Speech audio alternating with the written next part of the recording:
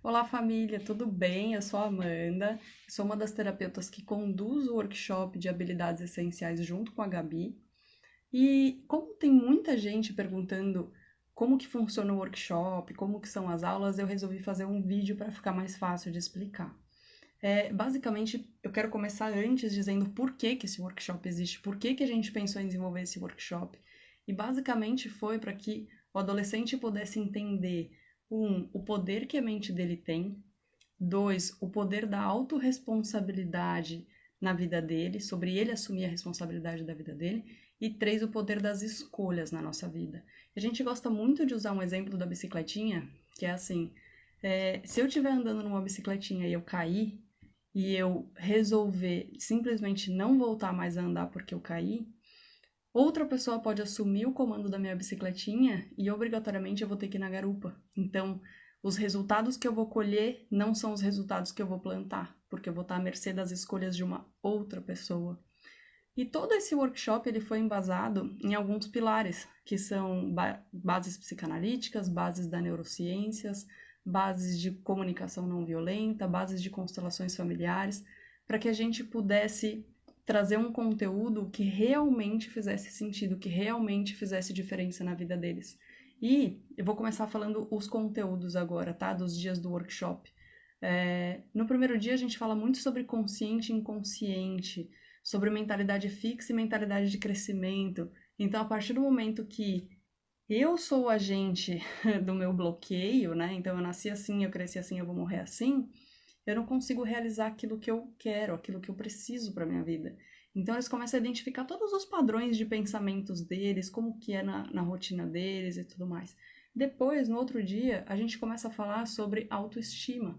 Só que para falar de autoestima, eu preciso falar de raciocínio crítico. Então, a gente começa a entender tudo o que acontece sobre uma ditadura social que eu vivo, que eu tenho uma construção de identidade baseada em olhar para o lado ao invés de olhar para dentro. E isso faz com que tenham muitos conflitos na minha mente, que eu queira ser quem eu realmente não sou e finja ser uma pessoa que eu realmente não sou. Para quê? Para ser aceito, para ser amado, para ser incluído. Então a gente começa a entender tudo o que acontece com relação a trazer essa parte do raciocínio crítico e principalmente com relação a crenças limitantes. O que são essas crenças? Quais são as crenças que eu tenho sobre mim, que eu criei sobre mim e que me impedem de alguma forma? E são inúmeras. Então, assim, eu não sou bonito o suficiente, eu não sou inteligente o suficiente, eu não sou alto o suficiente, eu não sou magro o suficiente. Mil coisas das quais eles não se acham o suficiente. Porque identificando isso e conseguindo reconstruir isso, eles conseguem assumir o protagonismo de volta da vida deles. E não simplesmente colocar uma pedra e falar assim, eu sou assim e por isso eu não vou daqui pra frente, sabe? E aí a gente começa a falar bastante sobre isso nesses dias. Nos outros dias, no dia seguinte, a gente fala sobre relacionamentos, relacionamentos familiares, relacionamentos de amizades.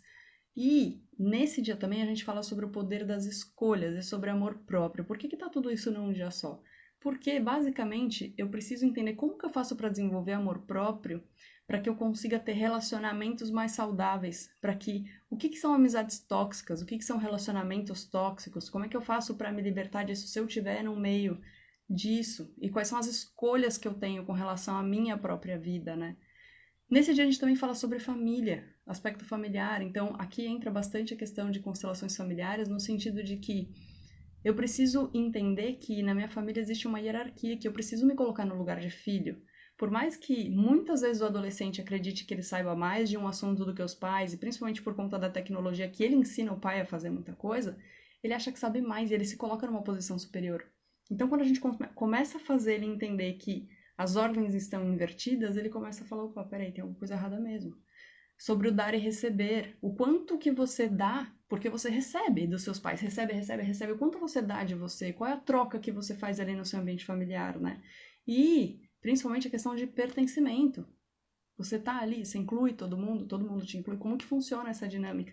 Só que isso não vale só para a família. A gente fala bastante de família, mas isso vale para mudei de escola. Eu não vou chegar lá, existe uma hierarquia, existiam alunos ali antes. Eu vou entrar numa empresa, existem funcionários que já estavam ali, existem chefes, existem cadeias que eu preciso respeitar.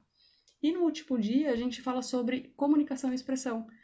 Nesse dia de comunicação e expressão é muito sobre Como que eu faço para falar o que eu penso, o que eu sinto? Como que eu faço para fazer uma amizade? A gente usa bastante o contexto da comunicação não violenta, porque grande parte dos equívocos, eles acontecem não pelo que a gente fala, mas por como a gente fala. Então a gente fala bastante sobre como que eles fazem para se comunicar, como que eles fazem para expressar, para aliviar, né? Porque a gente vai virando uma panelinha de pressão, enchendo, enchendo, enchendo. Como que a gente faz para esvaziar essa panela de pressão?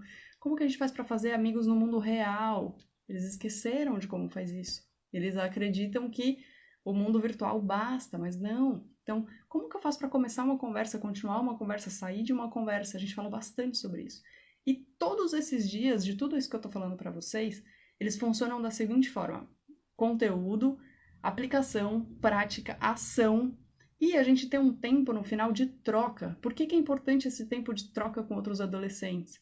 Porque eles começam a entender que outras pessoas da idade dele passam pelas mesmas coisas.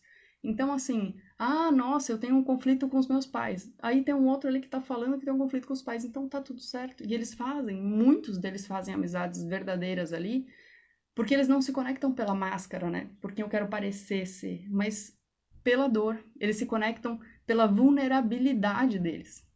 Então, ah, é porque eu sou assim, nossa, eu também sou assim, vamos conversar? Vamos trocar uma ideia? Vamos ver como é que funciona? E eles vêm e falam com a gente, pedem ajuda da gente, e a gente vai construindo todo um sistema assim e todo um aprendizado. Porque a gente fala que assim, não adianta sonhar se você não tiver nenhuma ação para chegar até lá.